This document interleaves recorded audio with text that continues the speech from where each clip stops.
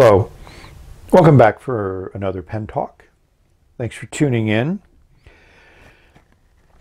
This is going to be a little bit different, obviously focused on fountain pens, but one of the things that I enjoy about our hobby is a lot of people really enjoy fountain pens and share their enjoyment and set up companies and distribute products. So this is a company that I've gotten back into for two reasons. One of my viewers asked where I was getting my Knox nibs, so I told him the Birmingham Pen Company. And Wassy Squirrel's been looking at some of their inks. So when I went on the website to confirm that they were still selling the nibs, I noticed a little bit of the ink sold out, a little bit of the nibs have sold out. So rather than risk missing an opportunity, I decided to invest in 3 of the inks, some more Knox nibs, and they also have another nib below, which appears to be somewhat related to Jinhao, and so I bought some of those. You can't go wrong with a 50-cent medium steel nib that looks like it has some decent tipping material on it, so we'll take a look at that. And what's nice is also to get a nice little note addressed to you, signed by the person who is the company, a company of one. And they have this nice little paper clip which is in the shape of a nib. So kudos, kudos, kudos. The packing slip you got was really nice because it shows a little picture of the item, a nice description, quantity. So overall, very nice purchasing experience, quick delivery. Obviously they ship from Pennsylvania. I'm in New Jersey, so it was quick. So we're going to look at the inks a little bit more closely. 30 milliliter bottles of the various inks that I got. They just have a nice way of naming it. And those of you who watch me know I love my sepias. And then there was also a nice description on the other side of the bottle. I noticed they're made in Germany, so Nick probably didn't actually formulate these inks himself, but I think when we take a look at them, you'll see that they do a nice job. And Frank Gershwin Riddler Green, definitely a interesting name for an ink.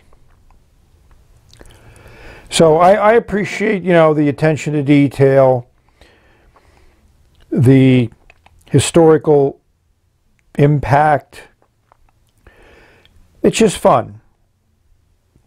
And I think that's really cool when it comes to understanding some of the things that make our little community kind of fun and kind of nice. These are the Knox nibs that I got. So I got a number 5 oblique double broad and number 6 oblique double broad. It came in a unaddressed plastic sleeve. And then a number 6 broad. So to me, these are great nibs. I've used them before in some of my Chinese pens, and so I think they work very, very well. The Bulow nibs came in their own separate little sleeves, but they weren't labeled, so I got 2 silver and 2 gold and 4 nibs for $2. You can't go wrong, and we'll compare how these work and write a little bit later. Here are my ink cards that I put together for the 3 inks. I'm pretty happy with the formula that I write with either a pen or a glass pen. I write the name at the top. I do a crosshatch. I do a crosshatch smear. This is put on with a Q-tip, which pretty much shows you the kind of pure color, how it would look like independent of nib ink flow, and that changes it, and you get a more consistent solid color. And then this I put on with a heavy-duty spatula, and then we do chromatography. And I have to admit the chromatography on this is quite interesting, more interesting than I expected. So here we are looking at the chromatography with just a northern light. So we have a cloud cover and only sunlight. The sepia has a lot more red in it, which I think shows up in the writing. And you have a little patch of blue here at the top and some kind of black gray here at the bottom. So that's kind of like a black, red, and blue combination to do the sepia. The Riddle green is much different than I expected. I don't see any green there. I see that intense blue at the top, a little bit of reddish pink, and then just a lot of pale pink.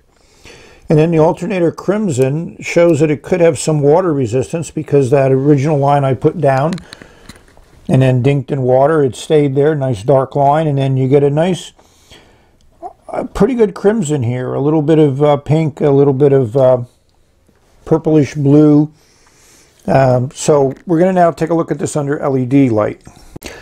So what I expected did the LED light seems to intensify the colors, and I think I've noticed this before when I film in the evening. Obviously there's no sunlight, so I'm totally on LEDs, so that really makes the blue pop quite a bit. And the crimson, you can now see the blue and violet a lot clearer than you did before, and the sepia is a pretty intense color all the way around. So if we look at the cards, you know, here's your alternator crimson, which is really a dark, deep purplish red. Your Riddle green, which is really a dark green. I don't have any other green that's dark like this is, almost on the black. And then your Blockhouse sepia. This is quite a bit different than sepias that I've had in the past. I did a review on sepia inks, but this, where I laid down a very heavy amount of ink, you can see there's some decent shading there. But it is still more in the red than the other sepias that I've had. So for the rest of this review, I'm going to use a combination of LEDs and sunlight, which I think gives about as intense, complete spectrum of light, and hopefully it comes across. So these are the inks. So this is written with the same glass pen, and I do a little smear, which shows you a little bit. I also played around with dry times, but I'm not extremely happy with these results, primarily because they're so independent of the pen and ink and how much ink you put down, and so all these inks take a while to dry, probably close to 30 seconds on almost all types of paper, except, you know, the copy paper where it dries in less than 3 or 4 seconds. Here we are on Tomoe River paper, and colors are pretty much the same. The intensity is pretty much the same. These are all very saturated inks. We're going to do a water test there. And here is where I laid down a lot of ink, which in the past, when I did that, we were able to get some sheen on some of the Robert Oster inks, but I don't see any sheen in these inks. I mean, it definitely shows their intensity, their saturation. You know, they're all very dark colors. And then I looked at dry times, and needless to say, they're long. So as I mentioned to you before, expecting any good quality paper about 30 seconds of dry time. Here we are on Staples copy paper, the paper of choice. And again, you know, here the intensity is quite a lot because the ink is going to soak in quite quickly into the paper. So you don't get as much of that color variation as you would do with more fountain pen friendly paper. And this is a paper that I got to like. I buy you know, pads on Amazon. They're very inexpensive. A very nice paper. It has kind of the smoothness of Clairefontaine and Rhodia, with a little bit of texture like the Fabriano paper. So I think it's a good combination, and I write a lot of letters on this because it does do a little bit of shading and brings out color quite nicely. And I tried to do some smear tests here, and you know, it dries a little bit quicker, but you're still looking at a fairly long dry time. So the ink is dried for quite a bit, you know, over a day. So we're just going to put some drops of water on here and see what happens. So this is your sepia, your crimson, and your green. So we're going to pause it now for a couple minutes and come back. So we have let the water set for about 3 minutes. So let's dab off the excess water and see what's left.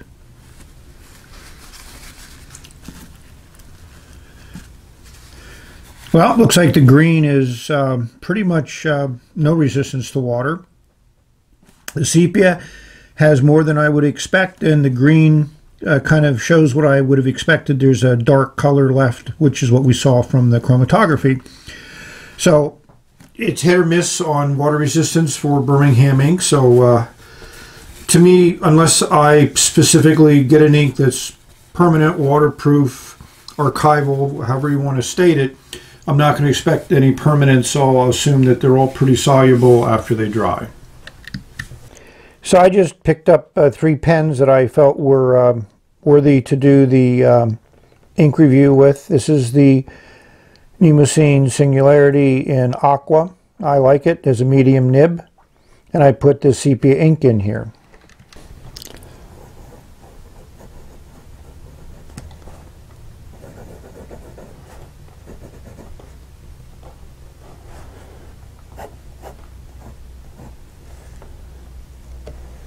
I mean, I have had no flow issues with any of these inks. I think they have excellent flow. They might be a little bit lubricated. But one of the things that I think they all share in common is they're incredibly saturated, which is nice. And this is that Fabriano paper, which I enjoy, which is a little bit of coating, a little bit of texture, absorbs ink fairly well without doing any bleed through or feathering. So that's to me a mark of a good paper that I like for my fountain pens. And you do get some shading with this ink. So for the Frank Gorshin Riddle Green, I have my green Jinhao 992, which has what's called a fine point, but I consider it more on the medium side of fine. This is also a fairly wet writer, and I felt could do the ink justice.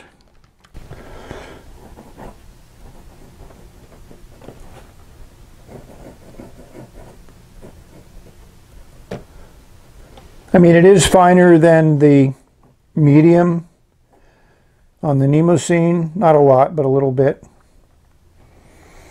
And this also has good flow. I mean, it's a good ink combo. And again, you see a little bit of shading in the loops here. It's primarily because of the way you put pressure on the nib and the way the nib goes across the paper. You're going to get a variation in ink flow just by the nature of the writing.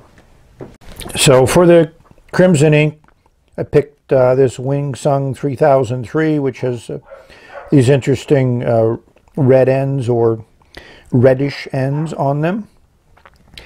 This has also what's considered a fine nib, but it's not. It's the finest nib of the 3 that we're using.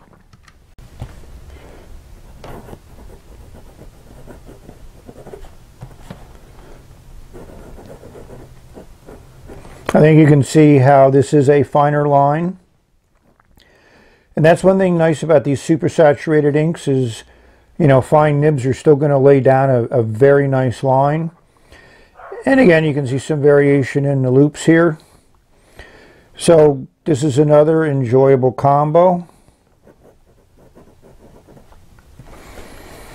And hopefully Stephen Brown figures out how to write over the camera as I've been doing for a while. I do appreciate he's now doing some close-ups, so it's nice to be mimicked a little bit. So thank you for watching.